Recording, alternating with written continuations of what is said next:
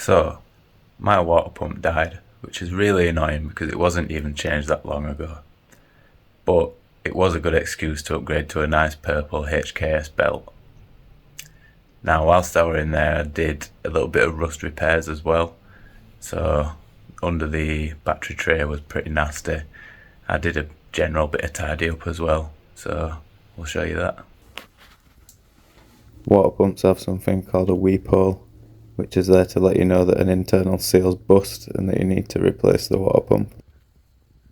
I was too busy just cracking on when I was stripping it down, so I didn't film it, so I'm just going to have to apologise for that. I opted to not use the gasket that came with this because I've heard a lot of stories about them failing, so I just used some really good RTV sealant.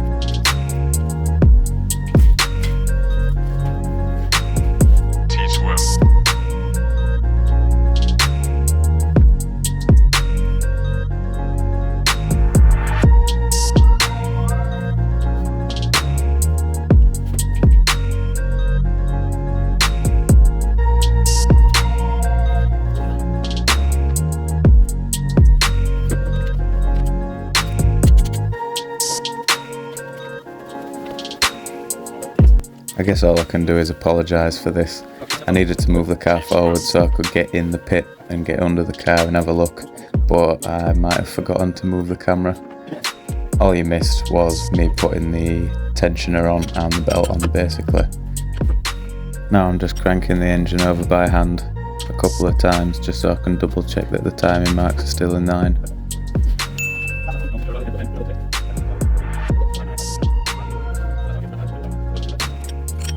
Now I will say I did not do my homework on Kevlar timing belts, so I did it to the sort of normal spec tightness tension of a timing belt, and then when I fired the engine up, when it got warm it was whining so loud. So I took to Google and basically found out that you need to run them a little bit slacker than normal, so I've slackened it off just a little bit more, and yeah, the whine's not gone away completely but pretty much gone away.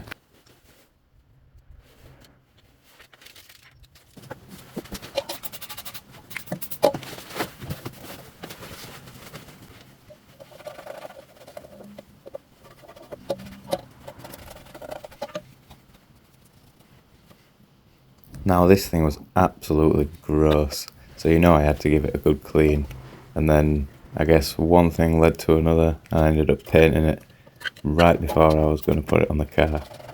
It's not like me at all.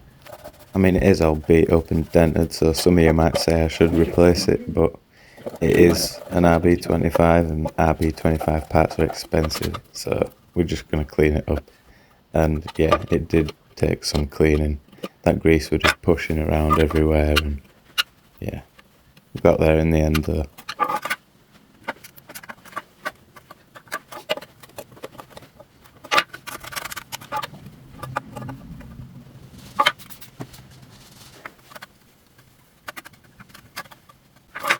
Three hours later.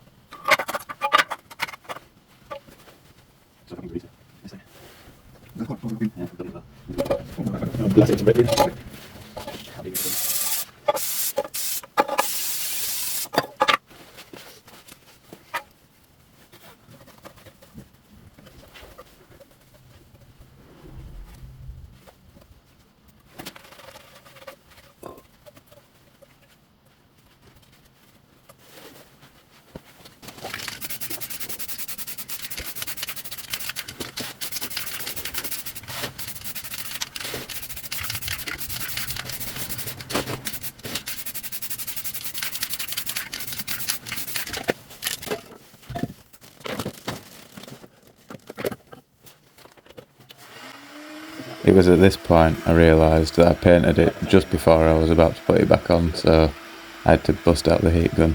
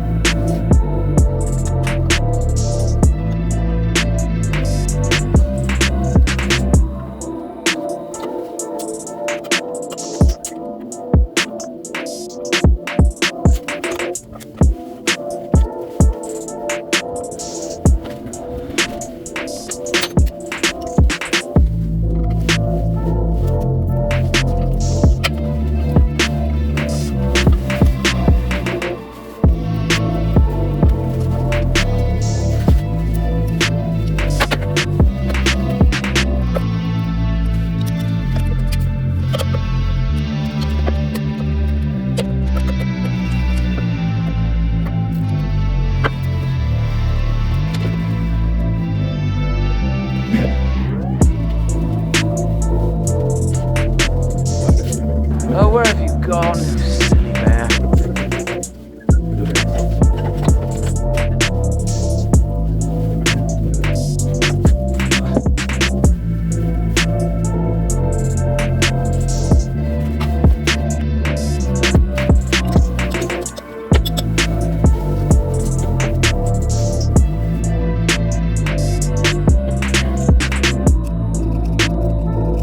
I'm just very lightly filing all the edges for the keyway, just to make sure that nothing's getting caught, because I was struggling to get it on there.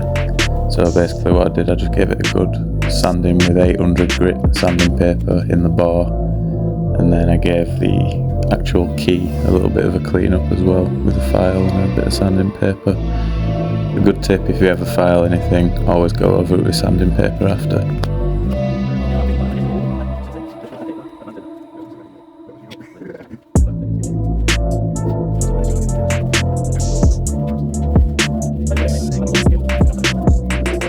So here I've just got a bit of 800 grit sanding paper and I sprayed a bit of WD-40 on it just to lubricate it.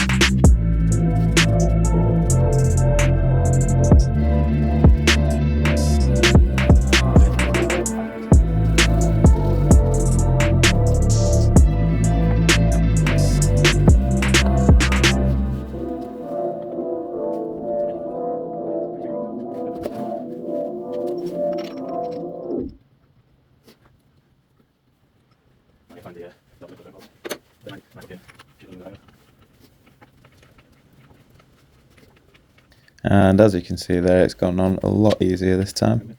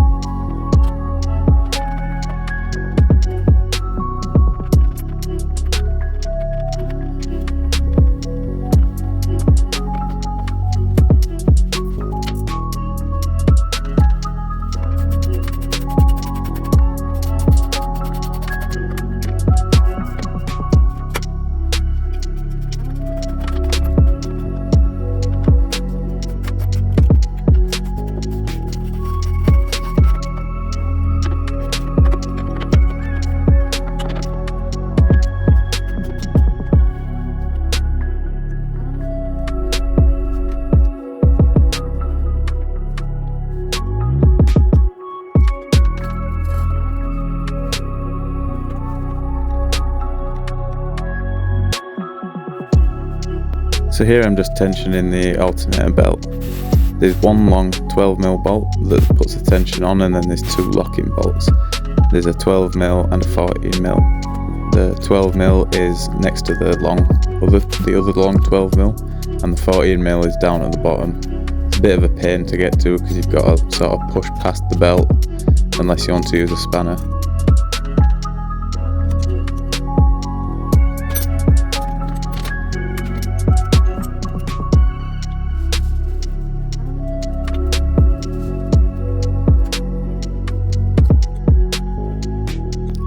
Now I'm tensioning the power steering belt. It's basically the same process, 2 12mm bolts and one 14mm bolt. So the 12mm bolt puts the tension on, and then there's a 12mm locking bolt. Similar to the other one, you've got to push past the belt, so it can be a bit of a pain. And then the 14mm locking bolt is behind one of the slots in the pulley.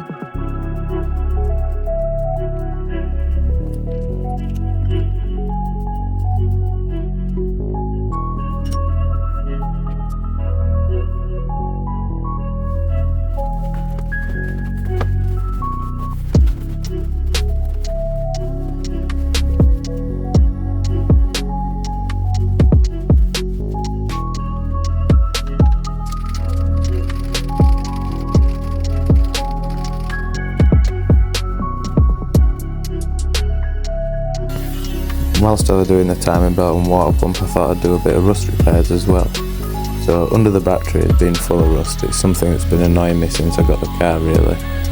Now, I treated the metal with some Q rust, and now I kind of realised that wasn't enough. So I got the angle grinder out and I started stripping it back to bare metal.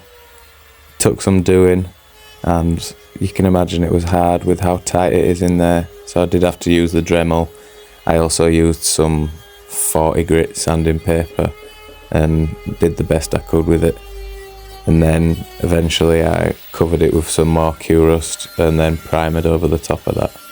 It really did take such a long time.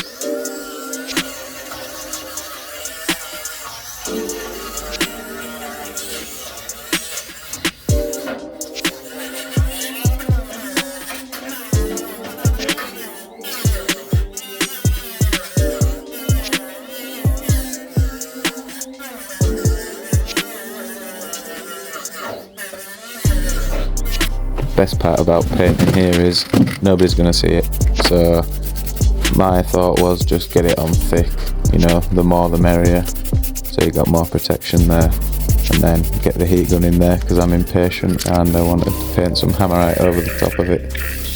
I did eventually paint it black on top of that, but it did react, like it sort of crinkled up and looked awful, but again, doesn't matter because you won't see it.